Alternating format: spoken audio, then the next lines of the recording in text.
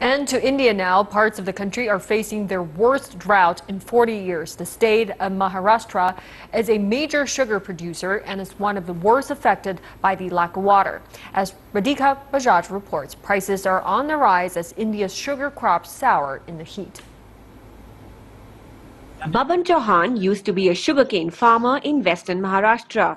The El Nino effect resulted in consecutive drought years, and the following chronic water shortage means he is one of the many with a failed crop. This year, Maharashtra is estimated to produce 8.4 million tons of sugarcane, a 20% drop over the previous season's output, raising fears of shortage to feed domestic demand. Probably some action could have been taken, but the problem with sugar is that it's a very vulnerable commodity, vulnerable in the sense that it's not possible for one to actually plan for a kind of a buffer stock, where when there are surpluses, you make sure that you provide for the rainy day, and then as and when there's a problem, you release stocks from the buffer. I think this is something which the government has also been talking about. Last year, the Indian government was incentivizing mills to export with a view to get rid of surplus sugar stocks to improve domestic price sentiment. 7 months later, and the government is doing a U-turn by abolishing the minimum export quota it set.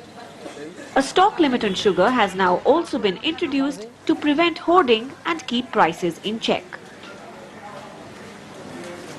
There's criticism that given consecutive years of drought, the government should have foreseen the drop in sugar output and not encouraged exports.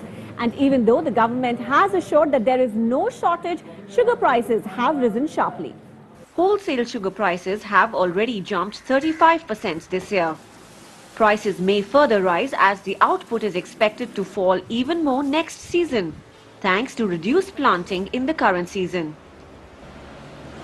As far as Maharashtra is concerned, I think we can look at on the minimum side about 20% fall, and on the higher side about 29 to 30% fall.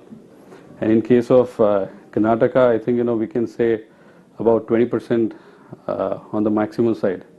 So overall, if you look at Indian figures, it may come down to the tune of 23 million tons. Globally, raw sugar prices have already spiked 28% since the same time last year. As drought conditions continue in other sugar producers like Thailand too, sugar is a sweeter commodity to hold on to. Radhika Bajaj, CCTV, Mumbai.